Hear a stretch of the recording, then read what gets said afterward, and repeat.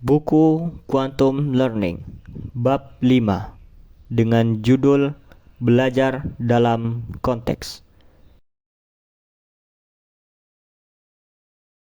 Di dalam bukunya, Bobby DePorter dan Mike menjelaskan bahwa beberapa hal itu sangat berpengaruh dalam proses pembelajaran di dalam ruangan maupun di luar ruangan. Yang pertama adalah lingkungan belajar yang kondusif. Jadi suasana ruangan atau kelas itu dapat mempengaruhi hasil dari belajar. Beberapa faktor penting seperti pencahayaan, warna ruangan, dan tata ruang itu sangat berpengaruh terhadap hasil dari proses pembelajaran. Berikutnya yang disampaikan oleh Bobby dan Mike adalah belajar dengan seluruh indera di dalam kelas. Maksudnya apa? Maksudnya adalah melibatkan seluruh indera perasa dalam proses pembelajaran, yaitu seperti visual, auditori, dan kinestetik. Jadi, mereka menjelaskan bahwa semakin banyak indera yang terlibat, maka akan semakin kuat daya ingat. Hal ini juga mempengaruhi proses pembelajaran, di mana ketika kita memaksimalkan daya lihat, daya perasa, maka itu pun akan mempengaruhi terhadap proses pembelajaran. Yang berikutnya yang disampaikan atau dituliskan di dalam buku Quantum Learning adalah relevansi materi atau proses pembelajaran dengan kehidupan nyata. Nah, di dalam poin ini dijelaskan bahwa materi harus dikaitkan dengan pengalaman siswa. Bisa dengan menggunakan cerita, analogi, atau contoh nyata, ataupun proyek.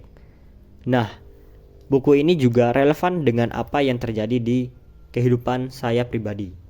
Seperti ada seorang guru saya, beliau adalah guru sejarah Islam yang ketika beliau masuk ke ruangan itu lebih sering bercerita, menciptakan suasana kelas yang harmonis dan tertata di mana beliau sering menggunakan cerita-cerita masa lalu dan cerita-cerita untuk menggait minat murid-muridnya dalam proses pembelajaran. Yang berikutnya ialah peran emosi dalam proses pembelajaran. Nah, hal ini adalah hal yang menurut saya sangat penting karena dalam proses pembelajaran itu emosi adalah poin utama. Bayangkan ketika seorang guru atau seorang pengajar itu tidak memiliki emosi yang stabil. Ketika muridnya itu nakal ataupun sangat aktif di kelas, hal itu dapat memancing suasana emosi dari pengajar ataupun guru. Nah, ketika guru itu mampu mengontrol atau memanajemen emosi, hal itu dapat mempengaruhi proses pembelajaran yang lebih aman, lebih mendukung proses belajar, dan dapat menciptakan humor-humor yang dapat menggait minat murid atau pelajar dalam proses pembelajaran. Berikutnya ialah belajar adalah perilaku. Nah, keberhasilan dari proses pembelajaran itu harus ditunjukkan melalui tindakan nyata, baik itu guru maupun pelajar, di mana fokus pada pembelajaran ialah fokus pada penerapan, bukan hanya sekedar pada hafalan. Hal ini sering terjadi di pendidikan di Indonesia, di mana kita cenderung diajarkan untuk lebih banyak menghafal ketimbang penerapan. Nah, ini juga menjadi sesuatu yang mungkin bisa menjadi bahan evaluasi untuk guru ataupun pengajar di masa depan nanti, di mana kita harus lebih banyak berfokus pada penerapan di kehidupan nyata. Yang terakhir ialah strategi yang praktis yang diciptakan oleh seorang pengajar atau guru.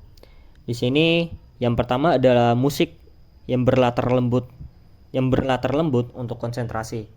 Namun sepertinya untuk Indonesia masih belum dapat diaplikasikan karena kurang relevan dengan proses pendidikan kita. Nah, itu ada juga variasi metode seperti diskusi, permainan, peta konsep, dan eksperimen. Nah, beberapa metode ini itu sering digunakan untuk melihat keaktifan dari para pelajar dan untuk menggait minat para pelajar dalam proses pembelajaran. apalagi bagi seorang murid yang aktif. Maka metode tersebut dapat diaplikasikan. Dan yang beberapa poin lainnya itu seperti catatan kreatif dengan warna, gambar, maupun simbol. Hal-hal ini juga sudah sering terlihat di beberapa sekolah-sekolah modern. Dan yang terakhir dari poin strategi praktis ialah libatkan siswa dalam aturan kelas maupun kelompok. Agar apa? Agar siswa merasakan bahwa ia mempunyai peran dalam proses pembelajaran di dalam kelas maupun di kelompok. Mungkin inilah sekian dari hasil diskusi kami terkait buku Quantum Learning bab 5 karya Bobby DePorter dan Mike Hernetsky tahun 2028.